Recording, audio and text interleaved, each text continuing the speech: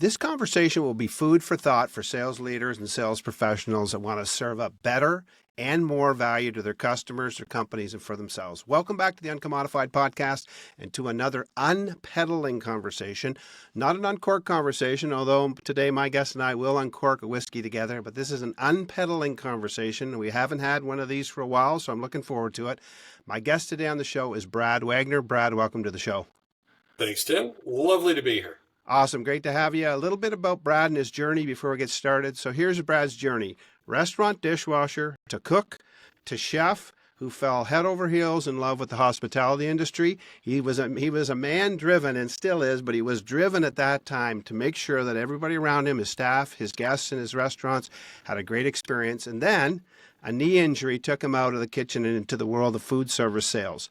And that took him on a journey where he's continued his passion for hospitality, selling French fries all the way through lots of other things over the years.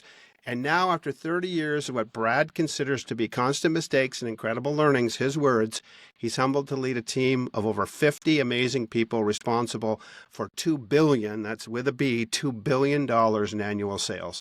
But even more importantly for Brad, beyond work, dedicated husband to Wendy, according to him, who has tolerated him for almost 33 years. I think they have an anniversary coming up soon, according to my discussion with Brad.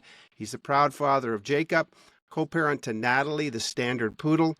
Brad loves immersive travel, motorcycles, going to Newfoundland where they have a beautiful place when he's not traveling other places or doing repairs on their beautiful old stone house in Kitchener, Ontario, in Canada. He's an outdoor cooking extremist. We should talk about that one day. That'll be interesting. A whiskey enthusiast. And he's also the youngest of 4 brothers, as I am. And he is the youngest son of my mother's sister, which, for those who are keeping score, means Brad is my cousin. So there is family connection here. So this is awesome. Brad, as always, I love to uncork a conversation, whether it's at your house with Wendy, your beautiful wife, and my wife, Pam, or here. We want to uncork it with a drink. What are you drinking today, my friend? I reached into the old McCollum just to have a nice nostalgic winter day in front of us. Awesome. Yeah, it is cold out there today when we're recording. And I've got a 12-year-old Jura, and I'm going to drink that and enjoy Isla. So cheers to you, sir. Cheers.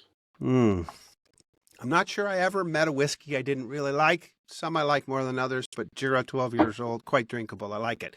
Okay, so here's the big question we're going to explore today on this in this conversation. We're going to talk about what 30 years in selling and sales leadership has taught Brad. Obviously, that's a big question, so we're going to chunk it down into sort of different pieces today. But we're going to start with this. I mean, life teaches us lessons. So my question to you, Brad, as we start out is, what are some of the most significant sales and leadership lessons that you've learned over the years, and why are they so important to you and maybe to others? Wow, that's a big question. And it really came down to something that came up through the journey. At some point in time, I was lucky enough to be in a training course that actually put a word to it, and that was self-awareness. Now, it's something in the training circles, the leadership circles, management circles, it's kind of an understood or a normal thing. But for a young salesperson coming out of the kitchen as a cocky little chef, it was all about me. I was the smart guy in the room. I had to have the big presence. And I learned listening to other people that I did dominate a lot of conversations and took over things. I was very successful in the function that I was there for, which was selling things. But what I realized is I was forgetting about the fact that there's not a chance in hell I could do anything on my own. And as I started to think about that and realize that, I became aware of those around me, and I became aware of myself and how I showed up.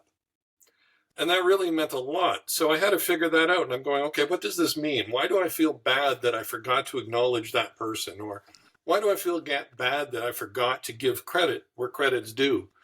A lot of cliches are going to come out of my saying, and that's what happens when you get old. You get a lot of these phrases going along. But what I really learned, and the most valuable lesson I'd say that is thankfully found me throughout my journey, was that by helping others, it became an amazing way to develop myself.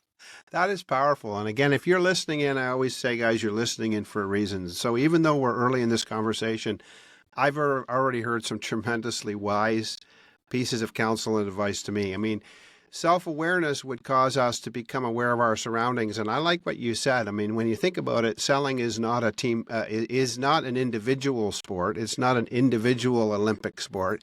It is a team sport. And the fact that you begin at this young part of your career as you get into it to recognize you're a little bit too full of yourself and maybe a little too much ego on the plate, and you begin to realize that becoming self-aware that you are really part of a team sport that is about serving the customer, this is a powerful revelation that you have.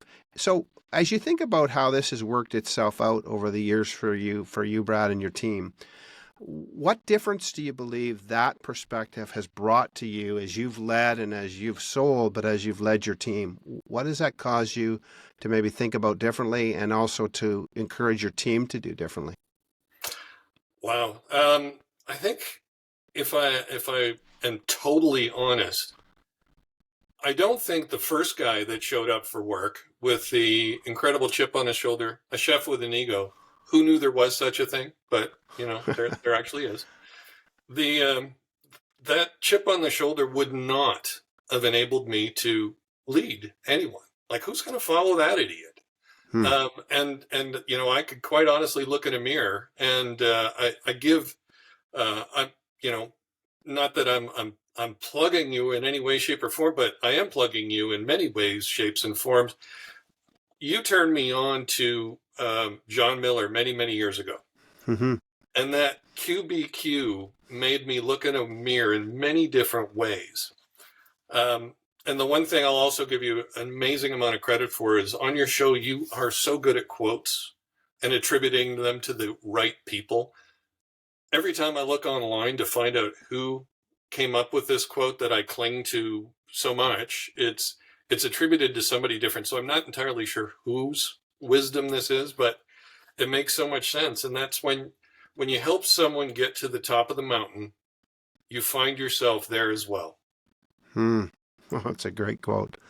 That's a great quote. When you find yourself, help somebody else find the top of the mountain, you find yourself there as well. That is a great quote.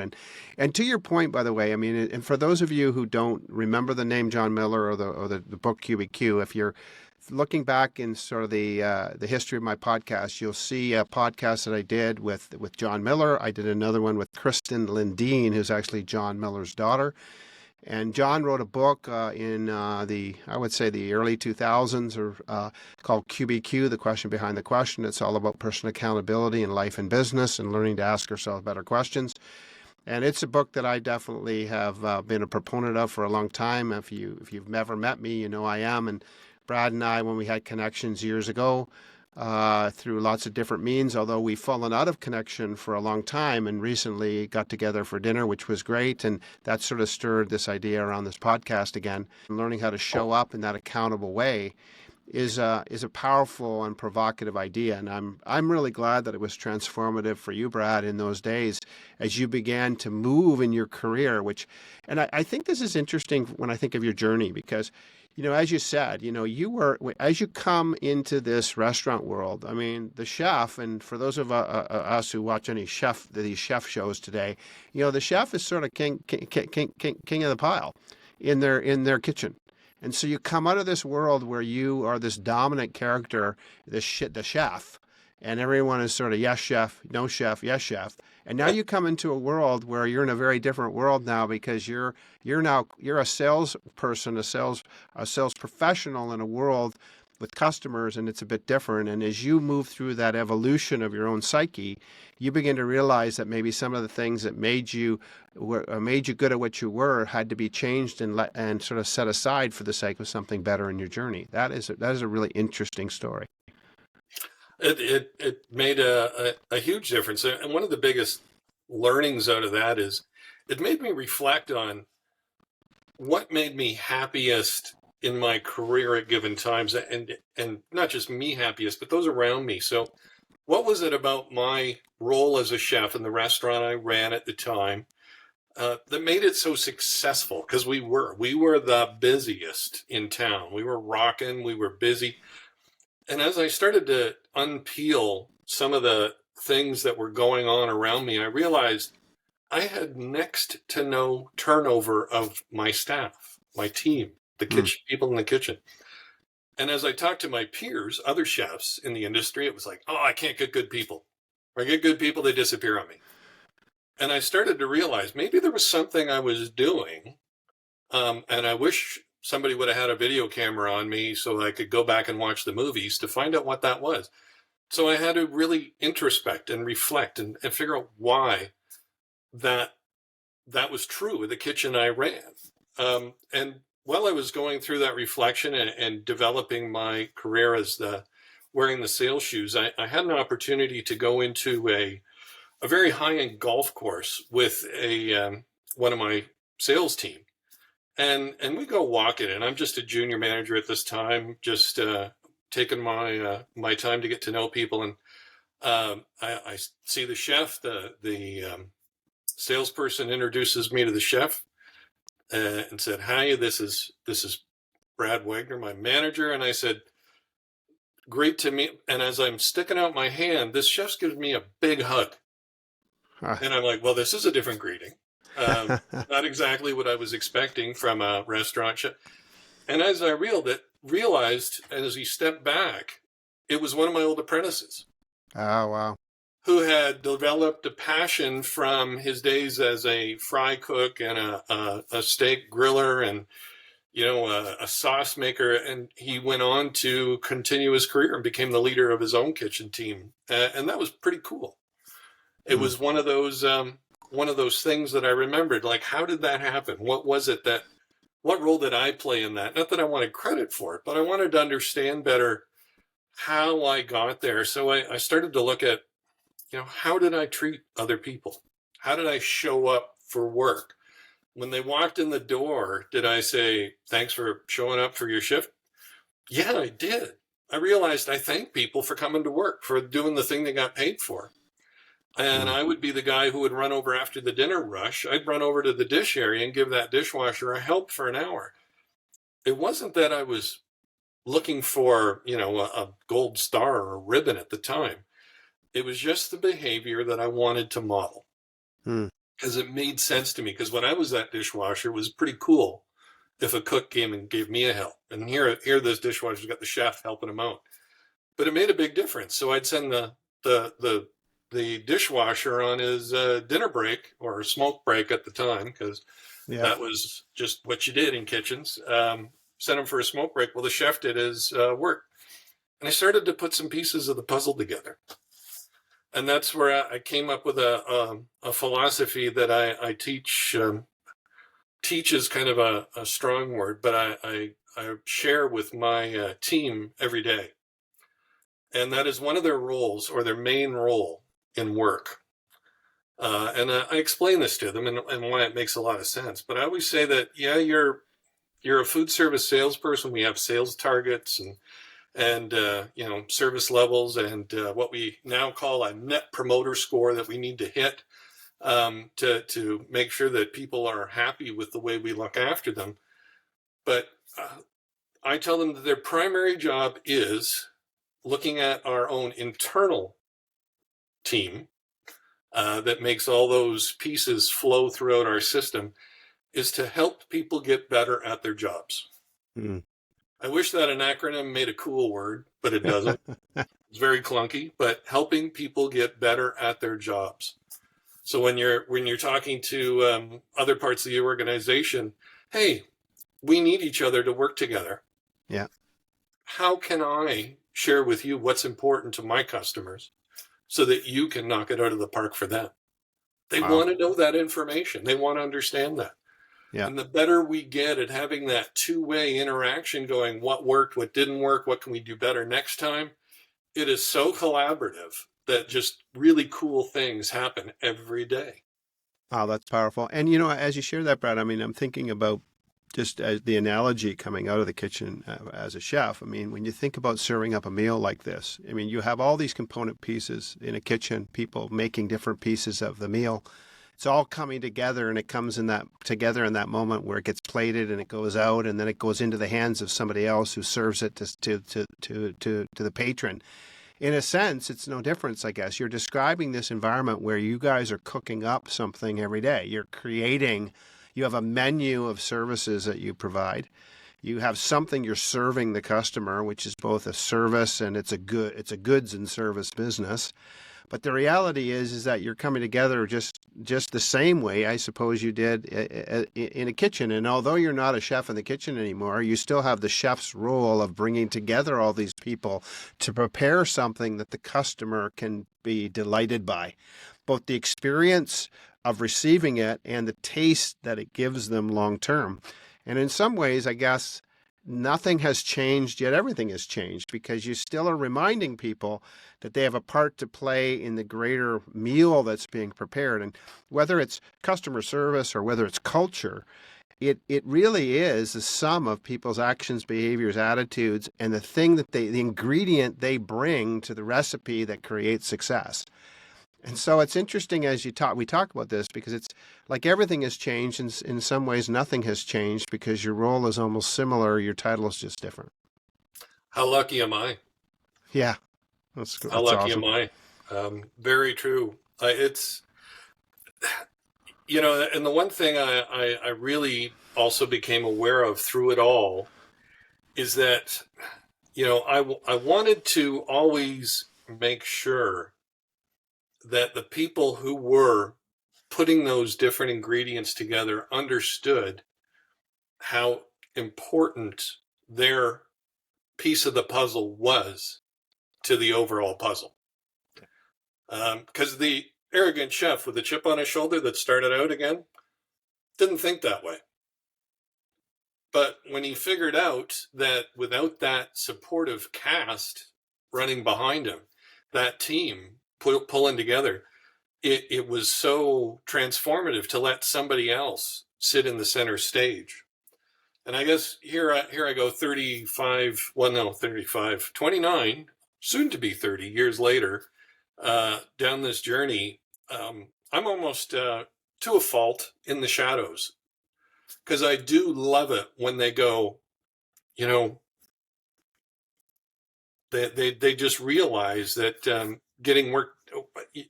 Sorry, let me back that up a bit. I realize that getting work done through people is the only way we're going to be successful. But I don't want them Absolutely. to feel like a tool. I want them to feel like the important part of the ingredient, because they are. Yeah. So it No. has to be authentic. It has to be real. It has to be regular. Like those reoccurring appointments everybody has in their calendars that we all ignore and hit delete to. Yeah. Well, one of the ones that I refuse to delete is 2 days a week. I have little blocks off at the end of my day saying 15 minutes of gratitude, no excuses. Yeah. And I make sure that those 2 times that I do slow down and either reflect that I did remember to let somebody know that I appreciated what they did. And I was very specific about why. Mm-hmm. It wasn't just window dressing. It was very important to me. But I knew that I needed that reminder, because it's not necessarily an automatic thing. It was something that I really have needed to work on over the years, and that was recognition and being better at it. So it's a focus to me, but it means a lot to me to be able to give it, and it means a lot to the person who receives it. I didn't Absolutely. realize that until they told me. Yeah. No, But it's so powerful.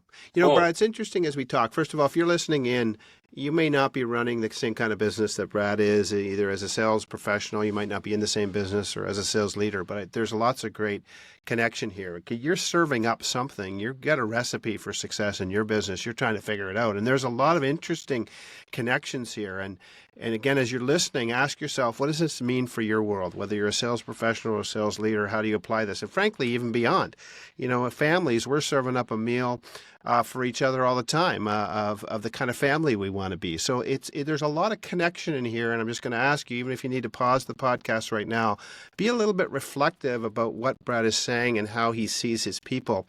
And even what he just said about proactive reminders in your schedule to mix in an ingredient into the world that you're in, which is an ingredient of gratitude and appreciation. And Brad, like yourself, I've had for years standing appointments in my calendar as well for the same purpose, because I become forgetful. I forget to acknowledge the contribution of others, both personally and professionally. I know I should do it. I teach it. I tell people to do it, but it's different than making it live in the real world. And again, it's like setting a timer, I guess, when you're mixing something to know it's the right thing to do. We got to set timers in our schedule. So I have a lot of deep respect for what you just said about the kind of dedication that you have for making sure that you're stirring into the culture around you the ingredient of appreciation and of thankfulness and gratitude. And again, I just want to I want you to think, if you're listening in, do you need to set a reminder in your calendar, whether it's gratitude in your family or with your friends or with people that you know or with coworkers or with people who work for you or with you, depending how you look at that. That is a powerful idea, and I'd really encourage you to really think about that along the way. So, Brad, great conversation. So here's a question I have for you. I know that you work in what I would call a fairly hyper commoditized industry. You work in an industry where at the end of the day, you sell very similar, if not at sometimes almost the same product that other competitors do because of the nature of your company and the companies that you work with. You're obviously in a very large company, and you're responsible for a massive amount of sales. And there's times where what you ultimately offer and a competitor might offer is almost going to be exactly the same because of the agreements that you might enter into with the customer, the kind of customers that you're dealing with, which are megalithic franchises and other things in the food industry. My question to you is that how do you take something which is such a commodity at the end of the day that you sell? A hamburger bun's a hamburger bun's a hamburger bun, I suppose, but maybe it's not. Maybe I don't know enough about it. But the reality is how do you get you and your team to uncommodify and to change the dynamic with the customer to add unique value that keeps pulling this customer and ultimately gives you these high promoter scores that you seek? Well, it's the thing that I go to sleep wondering about and wake up wondering about.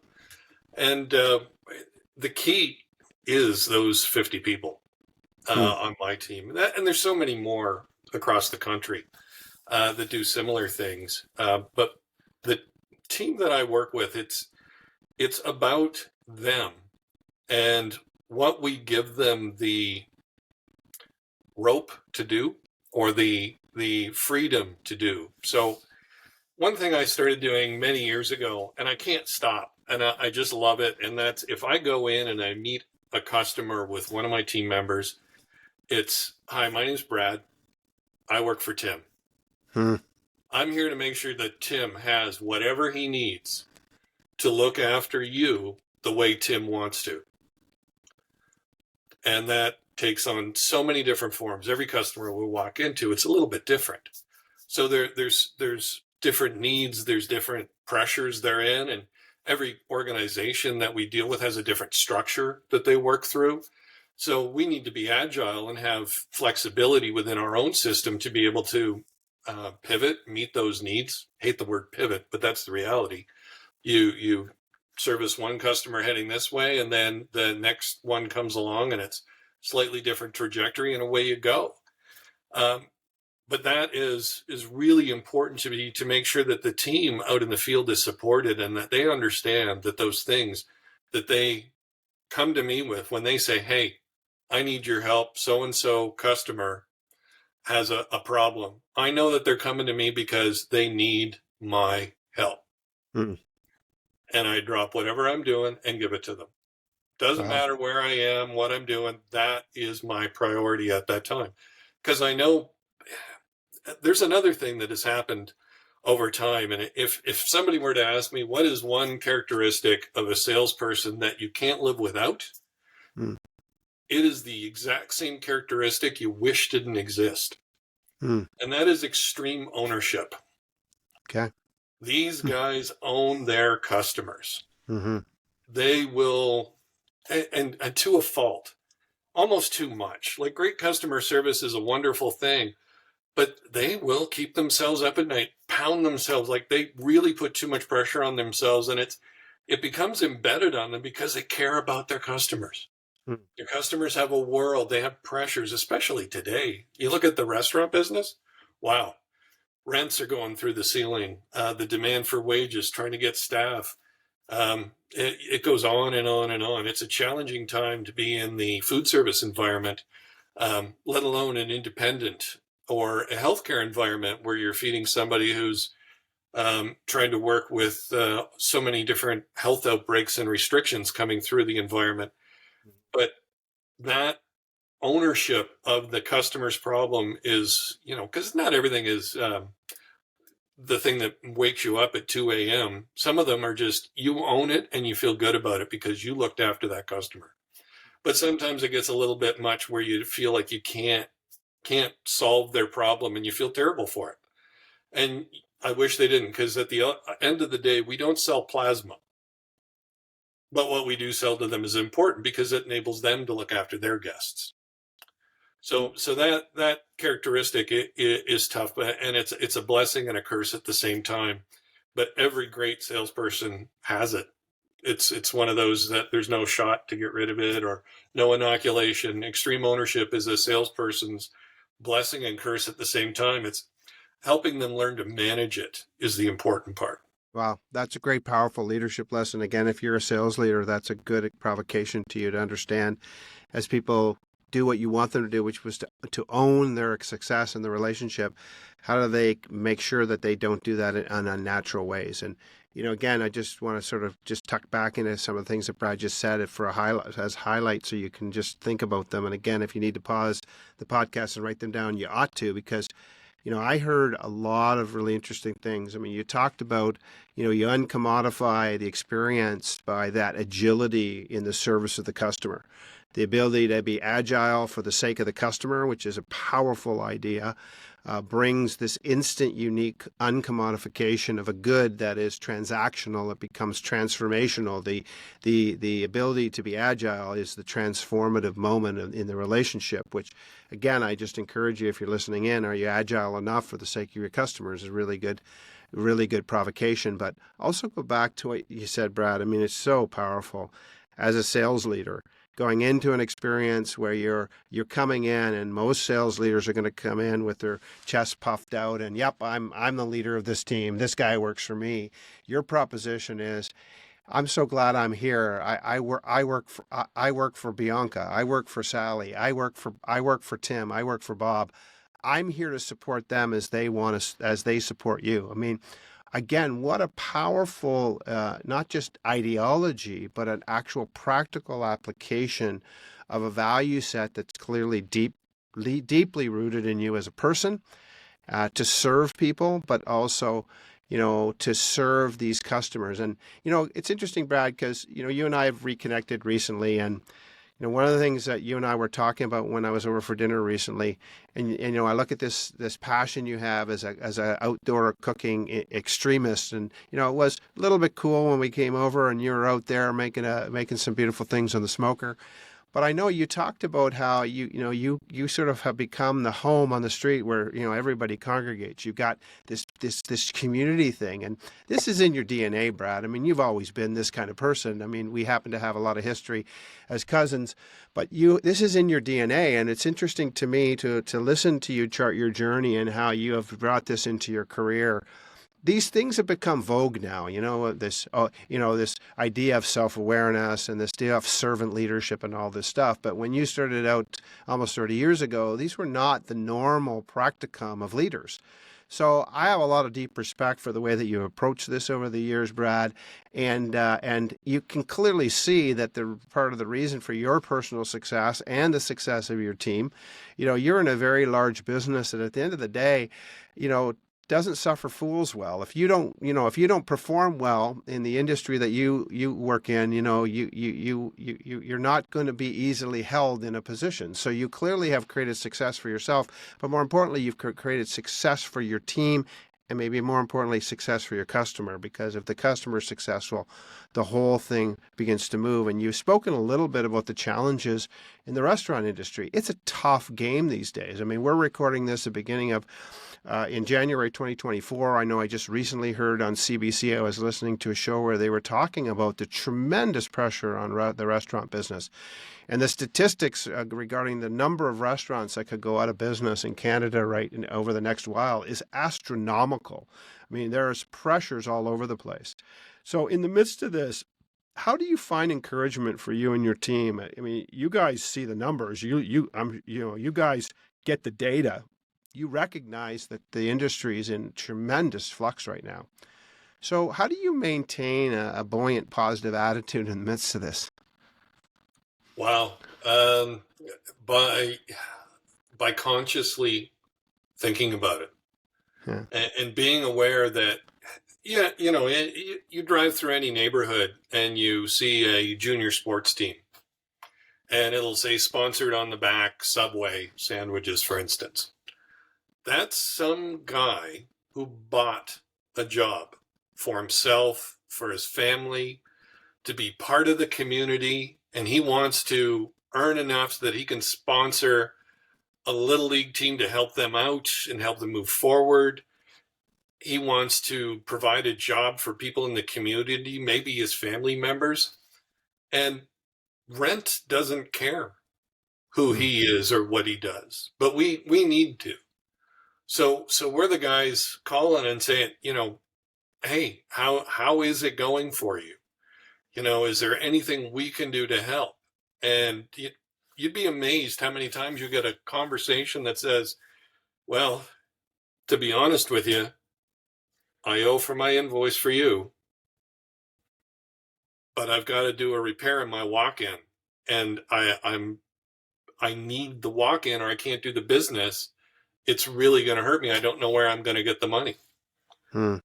I am so blessed to have a credit team that will talk to him and work him out and say, hey, you know what? Those invoices you owe, we'll put a payment structure that you can work with because you need your walk-in fixed.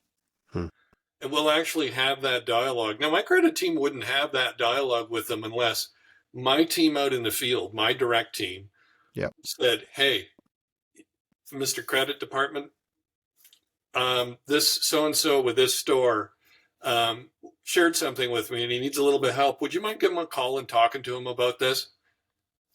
We're a Fortune 50 corporation. To have that kind of care out in the street is unbelievable. It's amazing. But we're supported by that. That's the culture that we're allowed to work within, that we can have that conversation and keep them focused and aware. We actually have this, when you think about positive, we think to the highlights. So I think back to November every year. We call it Purpose Month. So as a corporation, we have our leadership team, and you've heard the expression, the C-suite. Mm-hmm. So the people that are the guys who do the analyst calls with the shareholders, they've given us the ground to play on for an entire month, where people can, on paid time, volunteer hours. All they got to do is track and just record it. So we go to work in food banks and shelters and sorting food or sorting donations at thrift stores and things. Just donating time and helping out in a senior citizens community where you're just providing company time as part of the community, because we realize we've got such a big footprint. We need to have a responsibility to the communities that we are in. Our businesses are everywhere and our customers are everywhere. So to be responsible for those communities is a big deal. When you think of a month, that's 1/12 of the year. That's a huge percentage. It's amazing. For them, the amount of money is, I can't even imagine what it is corporation-wise, but it's the right thing to do. And it's pretty cool that doesn't get just chopped off. Hey, we need to make a little bit better earnings this quarter, so stop doing the volunteer stuff, okay? We'll get back to it. We don't have that kind of a culture. We've got a very strong one, and it's gives you a little bit more fuel, a little bit more energy to go out the next morning and say, hey, you know what? Let's look at anybody whose ARs or the receivables are stretched a little bit and have a conversation with them. Because we have the data, we've got the responsibility to see, is there anything we can do to help them get through the shitstorm that is the economy right now? With CERB repayments coming due, with rents going up again, and all those fun things. Inflation certainly doesn't do anybody a favor in a restaurant, because you can't just keep raising your prices. The consumers won't pay.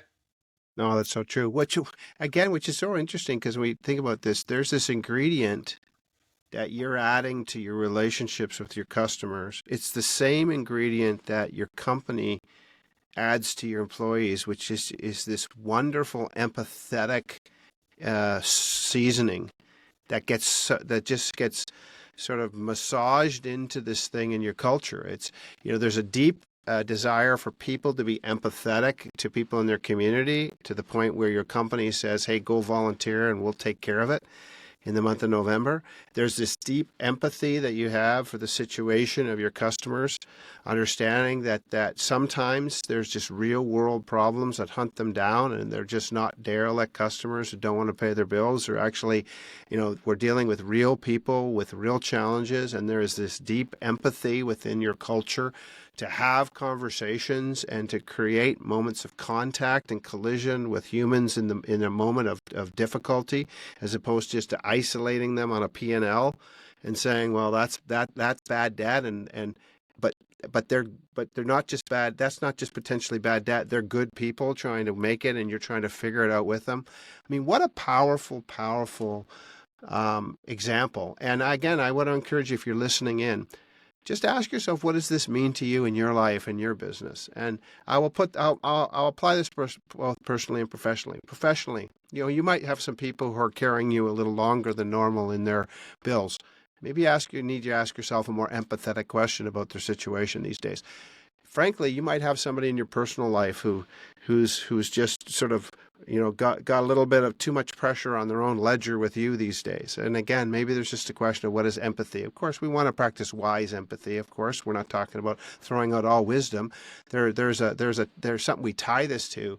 But you know what? I don't think on any given day we tend to err on the side of being too empathetic. I mean, I would suggest, I know I don't. I need to do that more. So what a powerful story that your company is creating, and that you're encouraging your team to take, Brad, and what lessons they have for us as sales professionals, as sales leaders. So thanks for sharing, Brad. Let me ask you, as we bring this conversation into a close, and it's just a really delightful conversation, one of the things, of course, uncommodifying your business world is one thing, but more importantly to me in my life and my podcast is, what does Brad, when he's not at work and Brad's walking into a group of people in his neighborhood or in his community, and Brad Wagner's bringing that unique contribution that Brad tends to bring to a room or to a gathering, what are you bringing that at the end of the day is a unique expression of yourself for the positive benefit of the people that you're interacting with? That's a challenging lens to look through. And I'll answer with two ways. First of all, I want to say you're absolutely right about the empathetic caution there, because it's not my money I'm playing with. So yeah, we need to do it responsibly for sure. So thank you for putting that message into context as well. Nothing has ever made me more proud than when I get a customer telling me, Tim's on your team? Man, Tim's amazing. I couldn't run my business without Tim. He's been so helpful, really helped me with his consulting skills. He's got me through some tough times. I couldn't run my business without Tim. I'm so grateful that you let him serve me the way he does.